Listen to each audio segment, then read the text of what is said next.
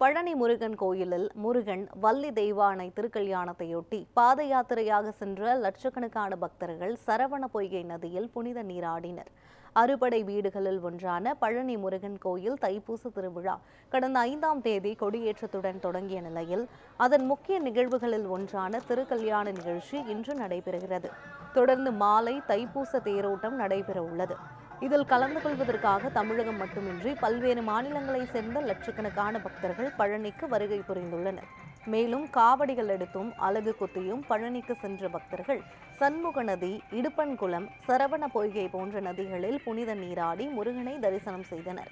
பக்தர்கள் கூட்டம் அலைமோதுவதால் 3000த்திற்கும் மேற்பட்ட போலீசார் பாதுகாப்பு பணியில் ஈடுபட்டுள்ளனர்.